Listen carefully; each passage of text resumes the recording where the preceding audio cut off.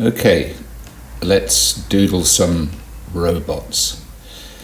As you can see, as usual, we're just starting with a few shapes and we're watching and looking for opportunities, and we've got robots in mind. So what we're going to be doing is seeing things in what we've drawn. I mean, you must already see what's going on there. There's a robot's face with an eye and some sort of radio antennae.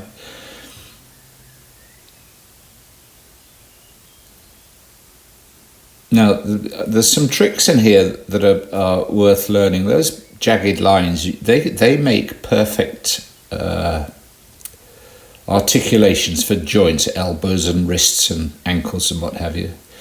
And it's all very fast. You obviously, I've speeded this up, but I do draw very quickly because it gives me the opportunity to do things without thinking too much, which is, I think, the art of doodling. And those little dots in there, they're obviously rivets or nails or whatever your robot's put together with. There you go, there's a simple hand holding an apple. I think I'll put apple. You see, hang on. See those two triangles?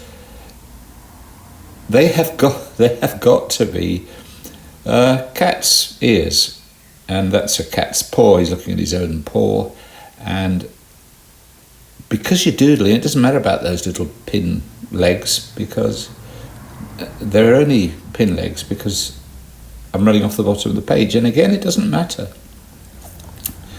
Anyway, so we've got a running man. His legs are in some strange places. And there you go. We're using the little joint trick with the ziggy-zaggy lines.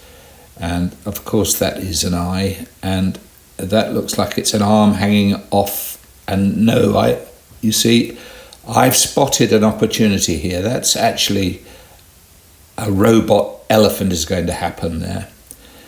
And its ear is bolted on at the back.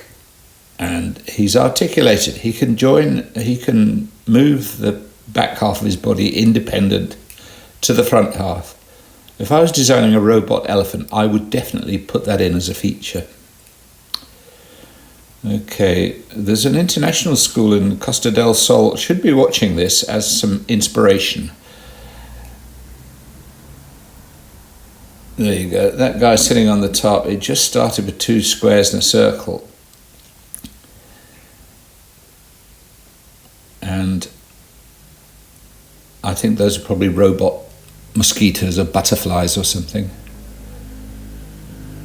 And again, you see that you put these little angles in there and suddenly you've got articulated feet that can move around independently. I put the nails in there because elephants always seem to have... I'm always tempted that elephants should have nail varnish on because they've got such nice big fat nails which naturally seem to not need cutting. Maybe they do, I don't know anything about it. Now this happened as a bunch of shapes, but once I'd put that triangular thing on the front, I knew for sure this was going to end up being a rhinoceros, a robot rhinoceros. Now yes, it is. Not a very happy one, but there you go. I've forgotten to put an eye in there, and I bet I do. Now, the question of colour on Doodles always comes up.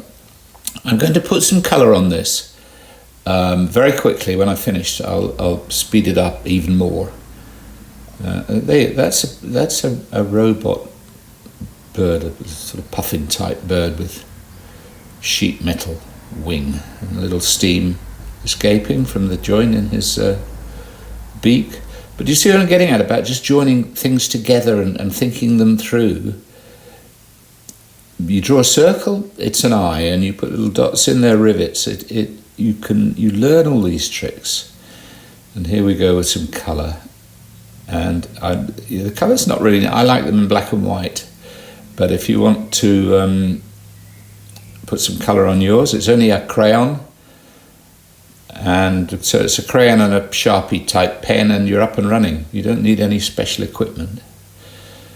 So I have to say at this stage, do subscribe.